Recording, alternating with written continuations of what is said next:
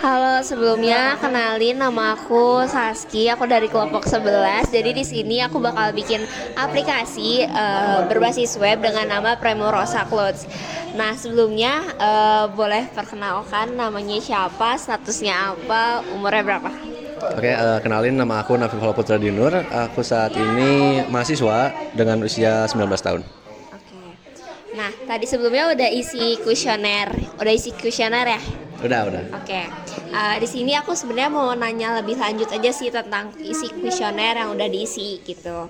Nah, pertama, apakah Nafil sering berbelanja di e-commerce? Aku sendiri sebenarnya belanja di e-commerce itu jarang ya. Paling belanja di e-commerce itu kalau nyari barang-barang yang kira-kira nggak ada di sekitaran rumah aku. Misalkan yang segmentasinya lebih spesifik. Waktu itu aku sempat beli media untuk kayak peliharaan aku yang dimana di daerah sekitar aku nggak ada barangnya, makanya aku lebih milih online kalau itu. Oke, nah platform apa sih yang digunain sama Nafil buat berbelanja? Sekarang ini aku sering pakainya Shopee sama Tokped, tapi lebih seringnya di Shopee. Oke, nah dari platform tersebut pasti kan punya kekurangan ya. Nah menurut Nafil itu kekurangannya tuh apa aja sih buat segi pakaiannya? Jadi buat jual beli pakaian itu yang kekurangan di platform itu tuh apa?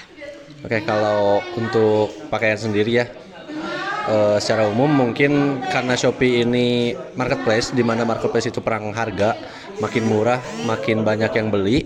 Untuk masalah kualitas, karena kita nggak bisa ngelihat sendiri barangnya, nggak bisa ngerasain sendiri barangnya, makanya yang menang itu yang harganya paling kecil. Sedangkan di balik itu Shopee juga kan punya kebijakan kayak sistem iklan, di mana makin besar bidding di iklannya makin tinggi juga produknya. Mungkin dengan dua alasan itu jadi aku bisa tahu kalau misalkan barang-barang yang ada di Shopee itu, terutama yang ada di paling atas yang awal-awal kita lihat setelah kita pertama kalinya research, itu tuh adalah barang yang yang tadi yang laku aja dan juga yang iklannya tinggi aja. Kalau misalkan nyari barang yang berkualitas kita agak susah juga, kita perlu agak riset lagi dan perlu nyari yang lebih teliti, itu sih paling. Jadi kayak kita nggak bisa ngelihat pasar seluas itu karena udah ketutup sama barang yang udah laku dan murah, dan juga barang yang diiklankan dengan harga tinggi gitu. Oke, nah kan di sini tuh di aplikasi pakaian atau e-commerce pakaian, fitur apa sih yang pengen ditambahin sama Nafil untuk menutupi kekurangan-kekurangan yang tadi udah disebutin? Mungkin bisa dengan ini ya, kayak contoh virtual gitu. Maksudnya kayak pakaian yang mau kita beli itu bisa dilihat secara gambar aja, secara produknya aja, dan juga bisa kita lihat secara dipakai gitu.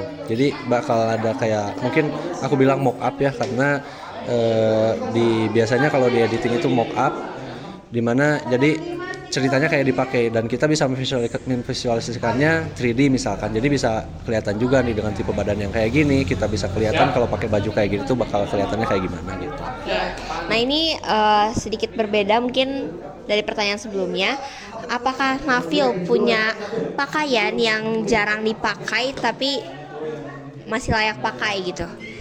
Untuk itu banyak sih ya, kebetulan aku tipe orang yang pakai yang paling atas aja. Maksudnya kayak tiap ngerapihin baju aku simpan di paling atas, dan yang paling atas itu yang aku pakai. Jadi baju aku tuh nggak bervariasi lah intinya. Yang lebih sering aku pakai yang bakal yang itu aja lagi gitu. Nggak pernah, jarang juga pakai baju yang udah lama nggak dipakai dan sebagainya.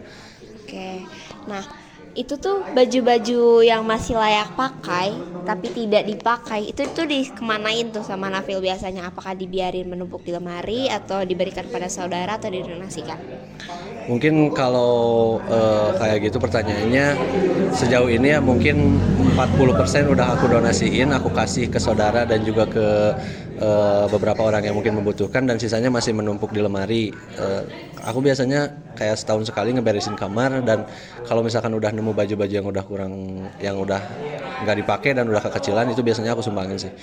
Oh, oke. Nah, menurut Rafil, apakah perlu nggak sih tempat penampungan sampah pakaian yang masih layak pakai itu?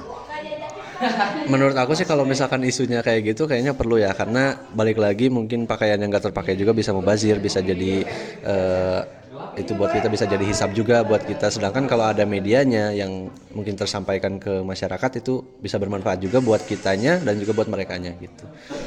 Oke, nah untuk pertanyaan terakhir, jadi kan di sini kita bakal membuat aplikasi berbasis web dengan nama Primorosa Clothes. Jadi di sini kita akan menjual pakaian, tapi kita akan menambahkan fitur untuk penukaran pakaian yang masih layak pakai dengan voucher, potongan harga dan ataupun pakaian secara gratis.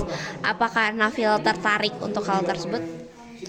Itu ide yang cukup baru ya mungkin karena apa yang kita nggak butuhkan akhirnya bisa jadi profit buat kita, dan tentu kalau aku sendiri tertarik sih ngelihat yang kayak gitu, ngelihat dengan inovasi produknya bisa jadi solusi juga buat perusahaannya mungkin dan juga buat kitanya sebagai konsumen, jadi aku tertarik sih.